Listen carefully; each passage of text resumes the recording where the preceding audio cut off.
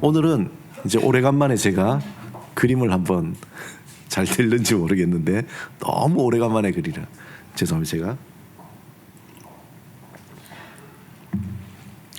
그림을 그리면서 함께 또 말씀을 나누려고 합니다. 첫 번째 그림은 그림이 아니라 시간상 미리 써놨어요.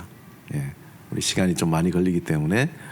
그래서 여러분들 저기에 적힌 여러 가지 감정에 대한 단어들인데 뭐 이외에도 여러 가지 있겠죠. 한번 보세요.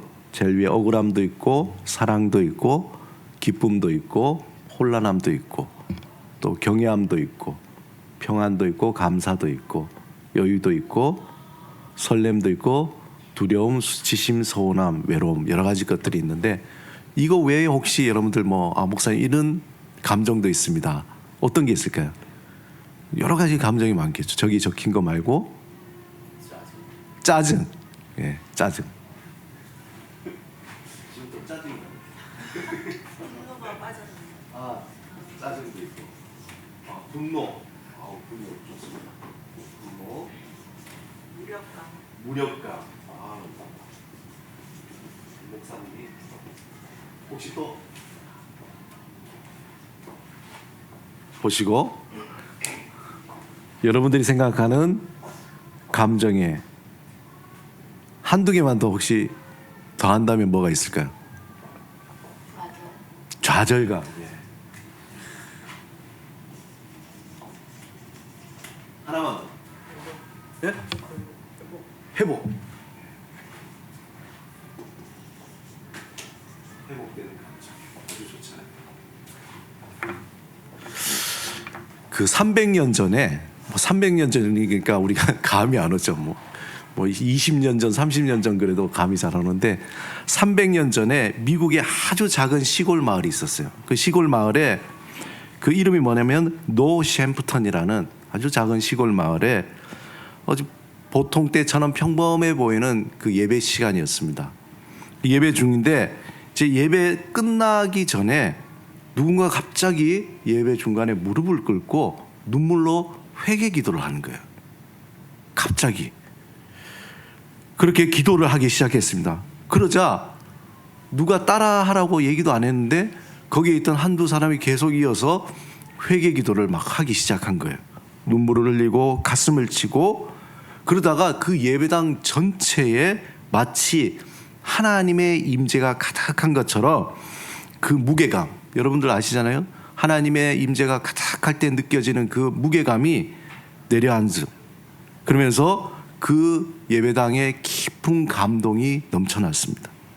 그날 이후에 그 일이 있고 난 뒤에 그 마을에는 놀라운 일이 일어났어요.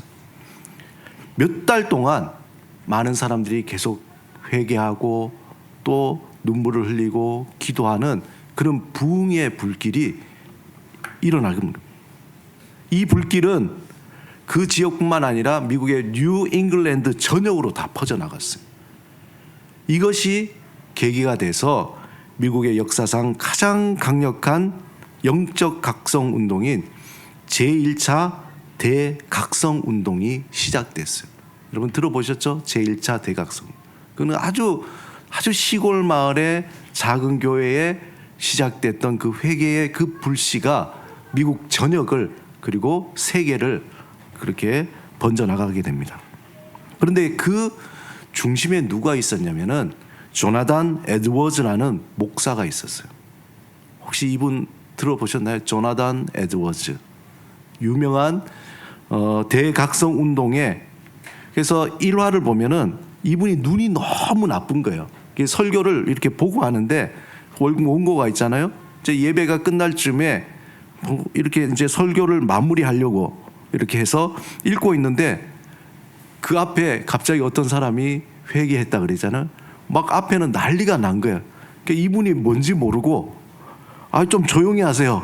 이게 설교 이거 읽어야 되는데 조용히 좀 하라고. 그런데 앞에는 막 다 뒤집어지고 난리가 난 거죠. 그런데 그분은 본인이 무슨 카리스마가 있는 것도 아니고 이분은 학자거든요. 아주 조용한 분이에요. 그냥 설교 원고를 그냥 있는 대로 읽었을 뿐인데 하나님의 임재와 회개가 일어났던 거죠. 그는 그 모든 부흥 현장에서 가까이 경험하면서 그 회심의 열매들 보면서 너무나 놀란 거예요. 자신이 한 것도 아닌데 전적으로 하나님께서 임재하셔서 회개가 일어난 거죠. 너무나 기뻤던 겁니다. 그런 시간들이 계속 지나가면서 조나단 에드워즈가 어느 순간에 의심이 들기 시작한 거예요. 이상한 점을 발견했습니다. 뭐냐면은 그렇게 눈물로 기도하고 우리가 흔히 말하는 거죠. 눈물 콧물을 다 쏟아내면서 회개했던 그 사람들이 갑자기 옛 생활로 돌아가는 거예요. 그때는 하나님 다시는 제가 죄를 짓지 않겠습니다. 다시는 제가 옛 생활로 돌아가지 않겠습니다. 했던 사람들이 다시 옛 삶으로 돌아가고 그렇게 강단에 나와서 저는 이런 죄를 지었고 이런 참 타락한 삶을 살았습니다. 간증했던 사람들이 집에서는 가족들을 막 학대하는 거예요. 그러면서 또 나는 구원을 받았다고 외쳤던 사람들이 여전히 삶 속에서 교만하고 그리고 변하지 않는 그런 삶을 살고 있는 것을 조나단 에드워즈가 발견한 거예요. 너무 낙심한 거예요. 아니 그렇게 회개하고 자기 삶이 변했다 그러고 그랬던 사람들이 왜 이런 결과가 있을까? 너무 낙심했어요. 그래서 조나단 에드워즈는 깊은 고민에 빠졌던 겁니다. 그러면서 질문이 하나 뭐냐? 과연 신앙이라는 것이 진짜 신앙이라는 게 뭘까라고 그는 고민했습니다. 눈물을 많이 흘린다고 또 말을 감동적으로 그리고 정말 그렇게 경향되게 변화됐다고 간증을 하지만 과연 그 사람이 신앙을 가지고 있는가에 대한 회의를 가지게 된 거예요. 그러면서 그는 깊이 고민하고 기도하고 연구하면서 결국 한 가지 결론에 도달했습니다. 그것은 뭐냐? 감정 자체가 신앙의 증거가 될 수 없구나. 눈물을 막 흘린다고 해서 그 사람이 정말 신앙을 가졌다고 얘기할 수 없구나. 뭔가 내 삶이 변했습니다. 기적이 일어났습니다. 그렇게 간증을 했다고 해서 그 사람이 정말 신앙을 가지고 있다고 얘기할 수는 없구나 라는 결론에 이르렀습니다. 그러면서 중요한 거는 도대체 그러면 그 회개할 때 그 감정은 어디서 온 거냐. 그 감정은 또 무엇을 향하면서 그리고 어떻게 된 건가 고민했던 거죠. 그래서 그는 그 목회 현장에서 치열하게 그런 고민을 하면서 유명한 명절을 남깁니다. 그게 뭐냐면은 영어로 하면은 The Trustees Concerning in the Religious Affection이라고 해서 우리말로 번역된 게는 신앙 감정론이라는 너무나 유명하지만 너무나 두꺼운 책이라 어렵기도 하고 다 보지도 못하는 책이 나오게 된 거예요. 여기에서 religious affection이라 할 때 이 affection이라는 말은 우리가 흔히 번역될 때 애정이라고 그러거든요. 이 말이 좀 애매해요. 그래서 아마 이 번역하신 분도 신앙 감정론, 딱히 감정이라고 하기보다는 여기서 얘기하는 것은 그 애정이 좋은 쪽에 뭔가 정서 이런 의미, 좀 복잡한 의미입니다. 어쨌든 신앙 감정론이라는 이 책을 쓰면서 그는 말하기를 이런 말을 해요. 참된 신앙은 감정을 포함한다는 것을 인정을 하게 되는 거예요. 그는 참된 신앙은 그냥 냉랭하게 오지 않고 감정을 반드시 포함한다. 그러나 모든 감정이 참된 것은 아니다라고. 우리가 막 찬양하면서 눈물 흘리고 했다고 해서 그게 참된 것은 아니다. 격렬한 감정, 뜨거운 체험, 감동적인 표현만으로는 참된 은혜를 말할 수 없다. 그렇게 그는 핵심적으로 얘기합니다. 우리가 흔히 예배에서 눈물 흘리고 찬양 중에 막 가슴이 뜨거워지고 설교를 들을 때에 가슴이 먹먹해지는 그런 경험을 하게 되죠. 우리가 신앙생활하면서 여러 가지 감정적인 것들을 경험합니다. 그러나 그 감정이 정말 하나님께로부터 온 것인지 아니면 그 순간의 분위기, 소위 말해서 분위기에 휩싸여 가지고 나도 모르게 막 울고 막 감동을 느끼고 그런 것인지, 자기 감정에서 비롯된 것인지 분별하는 게 중요하다는 거예요. 제가 예전에 서울에 있는 한 큰 교회에서 부목사를 할 때에, 그때 청년들 한 2,000명 되는 그때 예배에 아주 우리나라에서 내노라 하는 유명한 찬양 인도자가 있어요. 밴드가 막 찬양 팀이 엄청나죠. 막 오디오 시스템, 조명, 뭐 그다음 영상, 찬양할 때 청년들이 손 들고 찬양하고, 갑자기 어떤 친구는 막 무릎을 꿇고 막 두 손을 들고 찬양하면서, 어느 순간에 제가 강단 앞에서 이런 생각이 문득 든 거예요. 만약에 하나씩 제거해보자. 조명 제거, 악기 제거, 그리고 유명한 찬양 인도자 제거. 그런 걸 하나 둘씩 제거했을 때 과연 이들이 두 손을 들고 찬양할 수 있을까? 우리는 나의 어떤 신앙과 그 감정에 있어서 이 감정이 어디서 오는가, 조나단 에드워드는 분별을 해야 된다. 그래서 그는 그 감정이 정말 어디서 온 건지 분별을 해야 되기 때문에 그것을 12가지의 거짓된 표지와 12가지의 참된 표지로 그 감정을 분류를 했어요. 분류를 하고, 그렇게 해서 참된 표지를 분류하면서 이렇게 정리하는데, 하나님으로부터 온 감정은 반드시, 하나님으로부터 온 감정은 반드시 삶의 변화로 이어진다. 무서운 얘기죠. 하나님으로부터 온 그 감정은 삶의 변화로 이어진다. 거꾸로 얘기하면 삶의 변화가 없는 감정은 그냥 내 기분일 뿐이라는 거예요.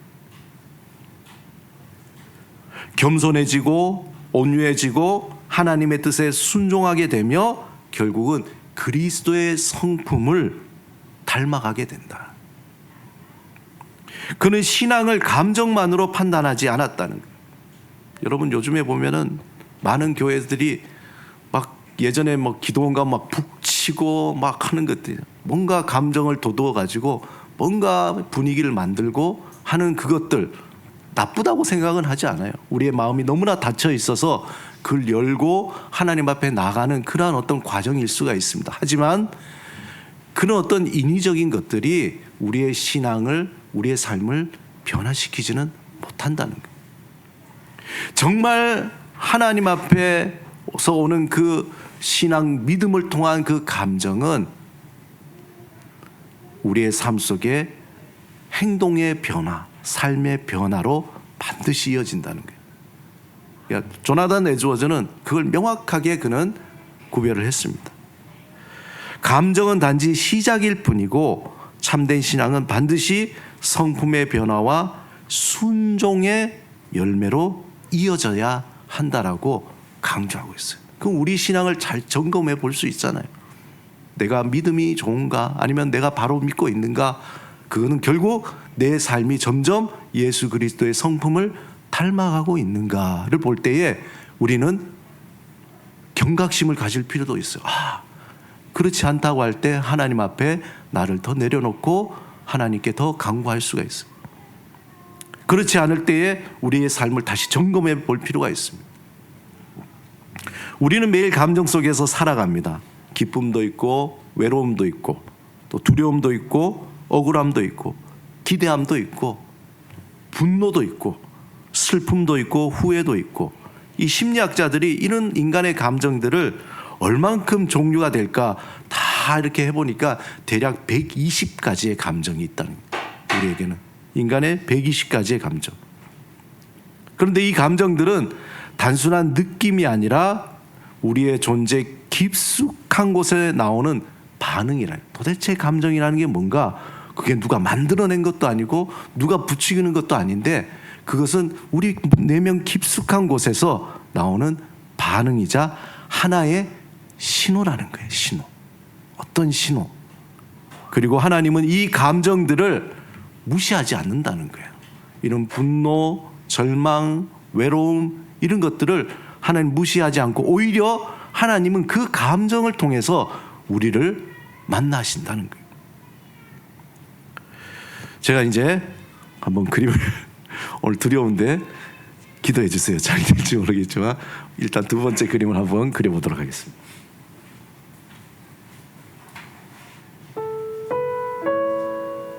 너무 오래간만에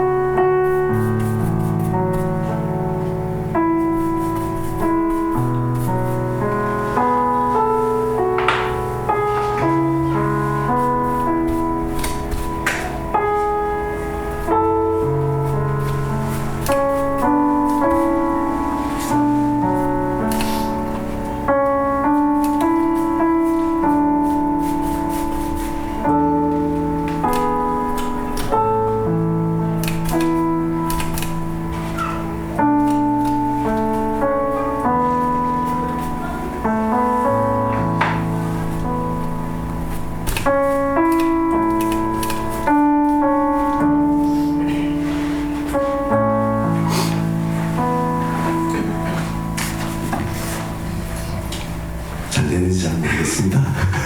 일단은 성경에는 여러분들 이렇게 살펴보시면은 성경에는 감정의 언어들로 가득 차 있어요. 오늘 우리 정규찬 집사님이 찬양 인도하시면서 시편 몇 편을 57편 말씀을 묵상하면서 정말 다윗이 하나님을 향한 그 너무나 수많은 다양한 그 감정들을 표현했듯이 창세기부터 요한계시록에 보면은 너무나 많은 감정의 언어들로 가득 차 있습니다.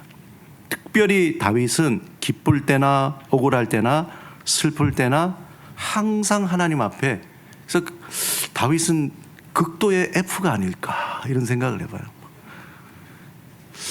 지난주에인가 어떤 모임에 갔는데 그때 모임에서 예수님은 MBTI가 뭘까 그 얘기하더라고요. 그래가지고 저도 갑자기 궁금해요. 그래서 어떤 분이 무조건 예수님은 I다 그랬어요. 그래서 아니 I가 아니지. 예수님 막 어울려서 이렇게 뭐 마시기 좋아하시고 먹기 좋아하고 막 사람들하고 어울리기 좋아하니까 F일 거다 이런 사람도 있고, 그 다음에 분명히 예수님이 N이다. 이 아티스트 같은 뭔가 이렇게 그런 S는 아니다.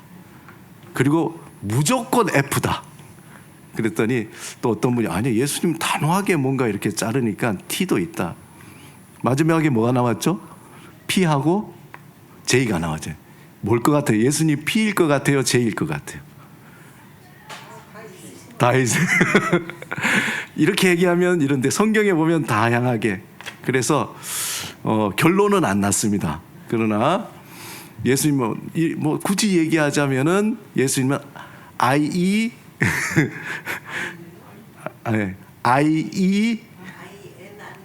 IENS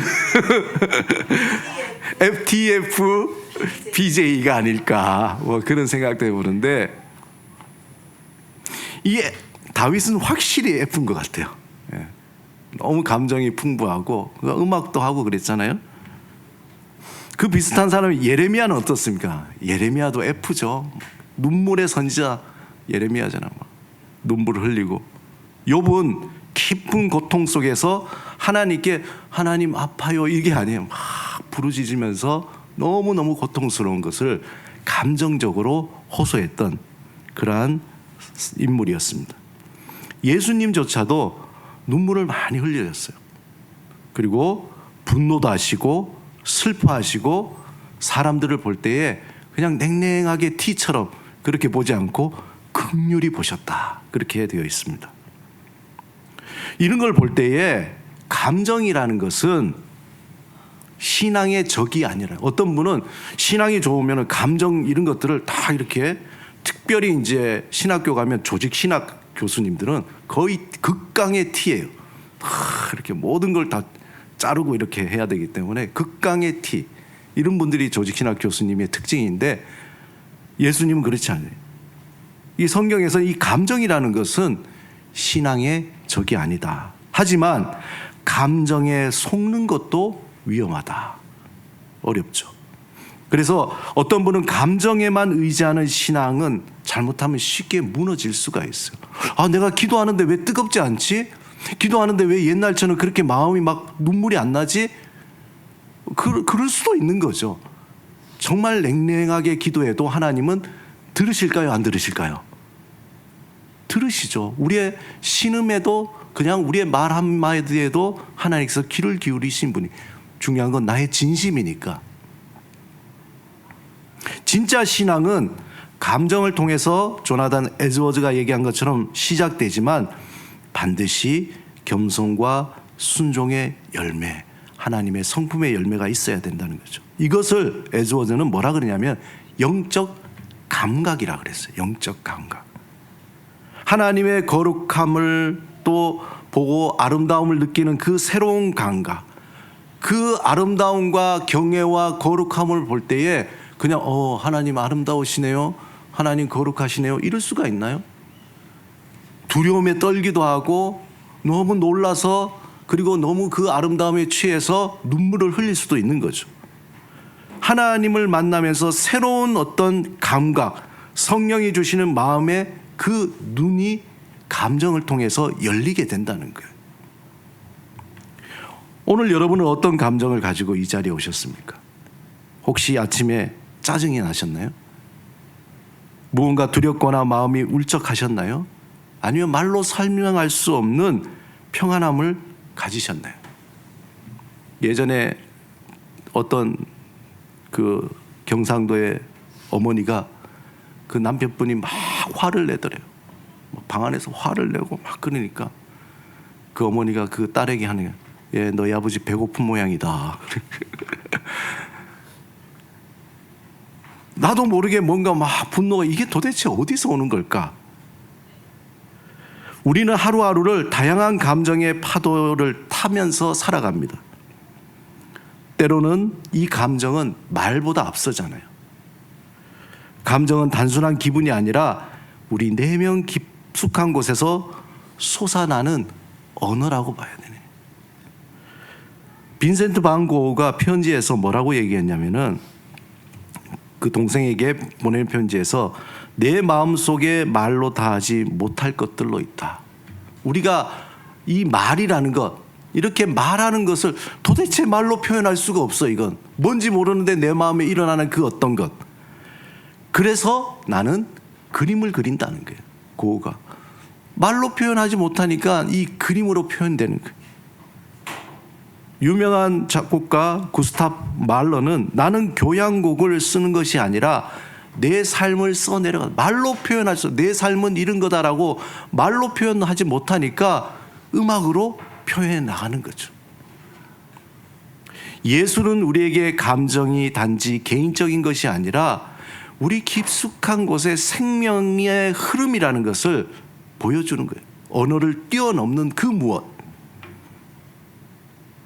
그래서 우리는 감정이 중요하다는 것, 그리고 억누르거나 무시하지 말아야 할 것, 그리고 성경이 어떻게 이 감정을 이해하는 것에 대해서 조금은 알 필요가 있습니다. 오늘 본문에 보면은 시편 139편에 다윗이 자신의 내면을 하나님 앞에 열어놓는 시인데, 특별히 함께 읽은 23절 24절에 보면 하나님이여 나를 살피사 내 마음을 아시며 나를 시험하사 내 뜻을 아옵소서.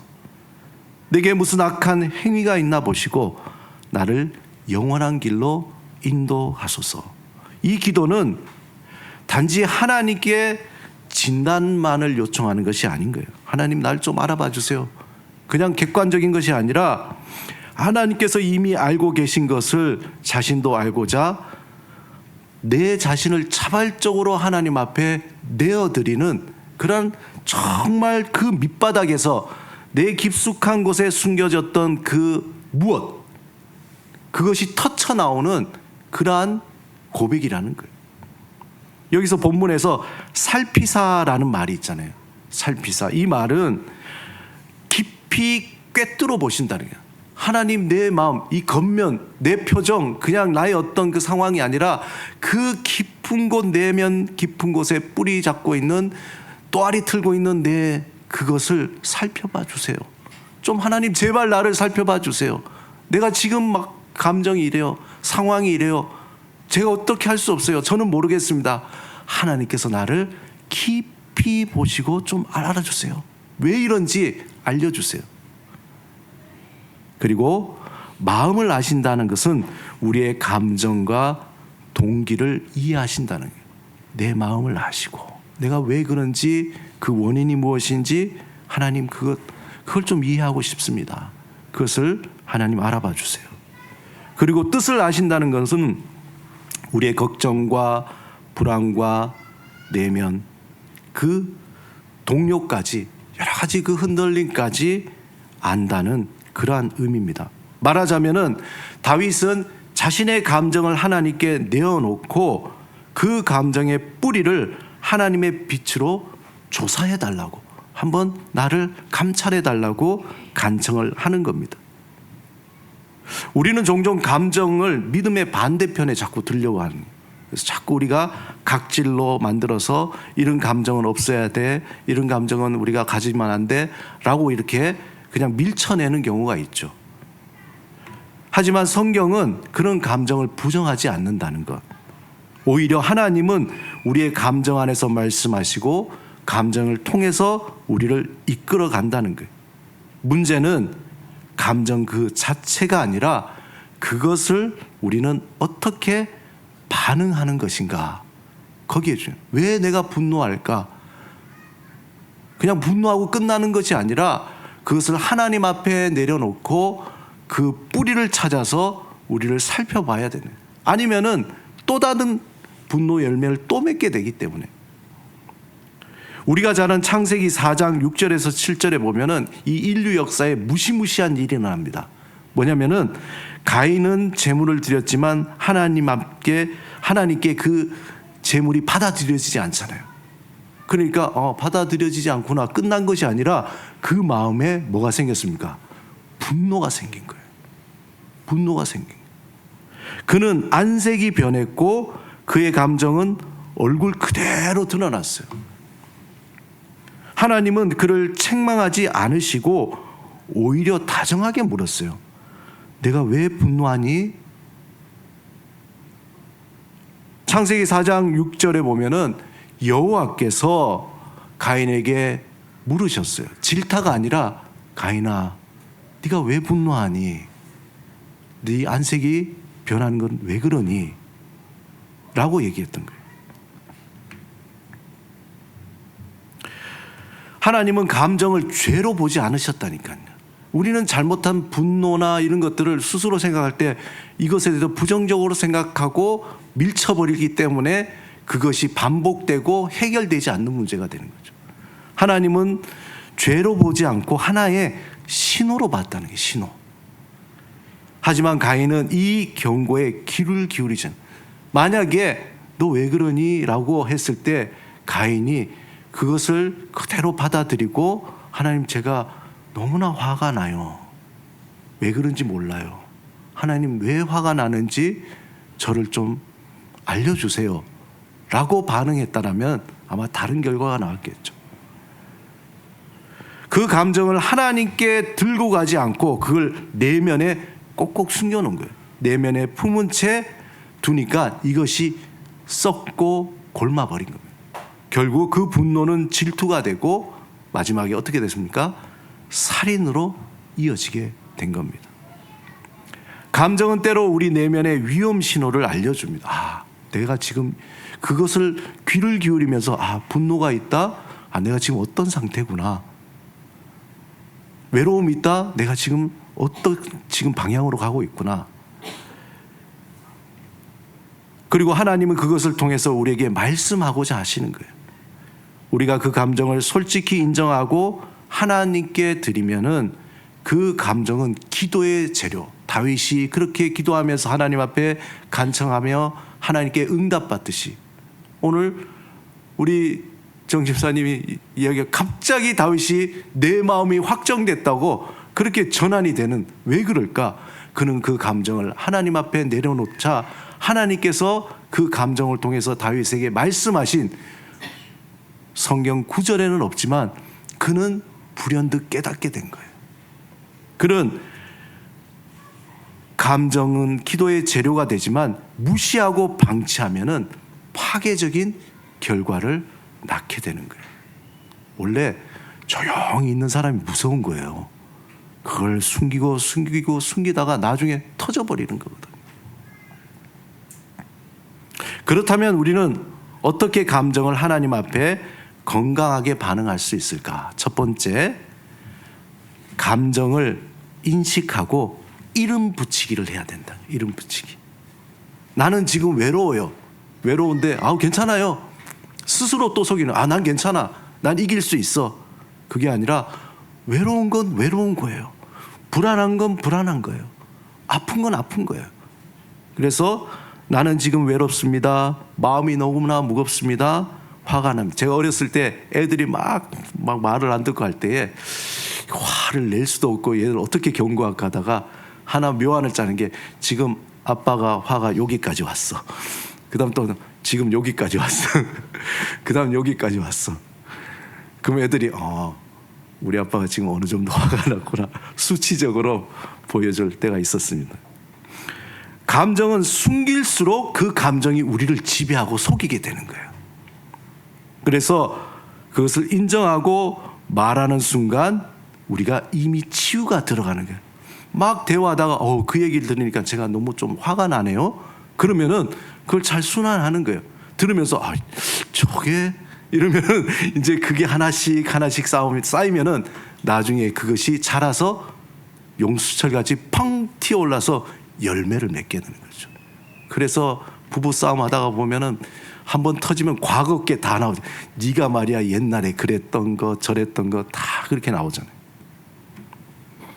먼저 집에 돌아가서 한번 이런 거 감정일기라는 걸 한번 써보는 것도 괜찮아요. 그냥 간단하게. 아니면은 내 혼자 생각으로 하루를 돌려보면서 성찰하면서 오늘 내 감정이 이게 나에게 감정이 좀 지배적이었구나. 왜 내가 이렇게 무시당했다고 생각하지? 왜 내가 외롭다고 생각하지? 이런 것들을 그냥 지나가지 말고 자기 전에 한번 하나님 앞에 내놓는 그런 시간이 필요한 거죠. 내가 오늘 가장 강하게 느낀 감정이 무엇인지, 그 감정의 원인이 무엇인지 그 감정을 인식하고 이름을 붙여보는 게 중요하다는 거예요. 두 번째는 우리가 어떻게 하나님 앞에 감정을 건강하게 반응할 것인가. 두 번째는 하나님께 감정의 그 의미를 묻는 거예요. 다윗처럼 하나님, 이 감정이 왜 생겼습니까? 하나님, 이걸 통해서 나에게 뭘 얘기하시려는 거예요?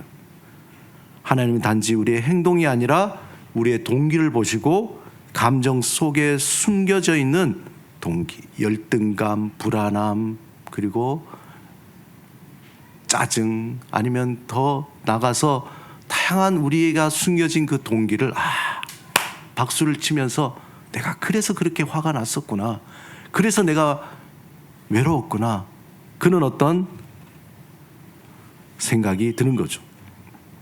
이것이 영적 성숙의 계단이 되고 훈련이 되는 겁니다.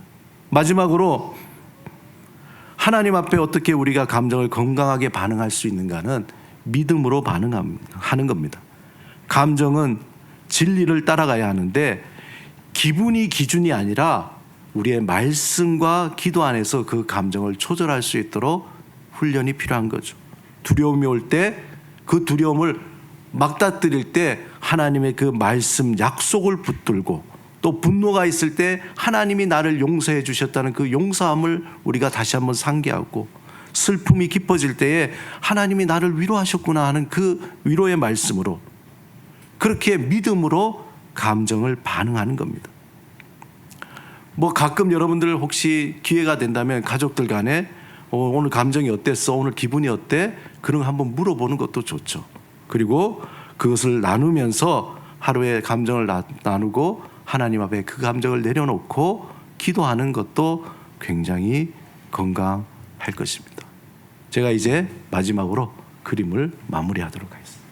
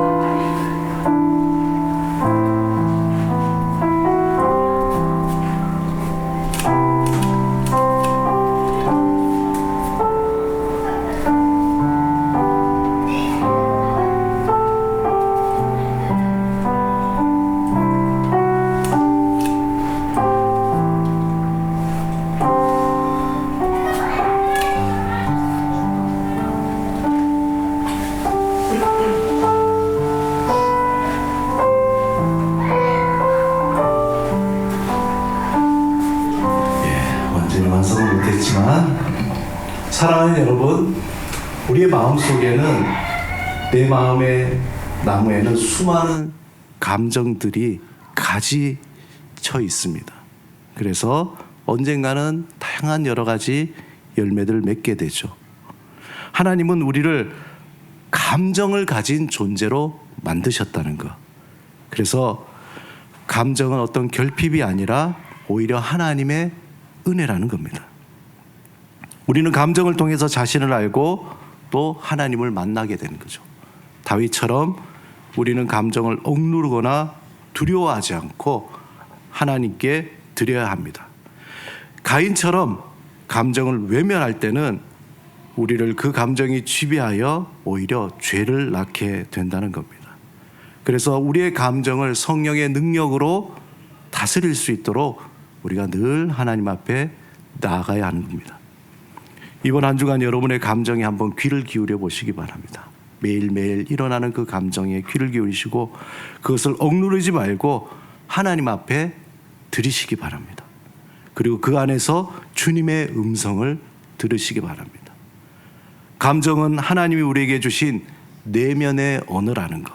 그 언어로 하나님과 소통할 때에 우리는 더 자유롭고 더 진실해질 수 있다는 것을 기억하시기 바랍니다. 오늘부터 하나님께 나의 감정을 로그인해서 연결해서 하나님께 감정의 의미를 물으며 믿음으로 반응하시기를 주님의 이름으로 축원합니다.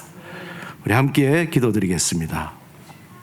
오늘 말씀을 생각하시면서 하나님, 지금 제 마음에 일어나는 감정, 최근에 나의 삶 속에 일어났던 감정, 단지 상황 때문에 그런 것이 아니라 나의 내면 깊은 곳에 그 무엇, 그것을 알게 하옵소서. 나의 감정을 주님께 드립니다. 이것을 통해서 하나님과 더 대화하고 하나님을 더 깊이 알고 나의 믿음이 성숙될 수 있는 디딤돌이 되게 하여 주옵소서. 주님, 나를 도와주시옵소서. 우리 침묵으로 기도드리겠습니다.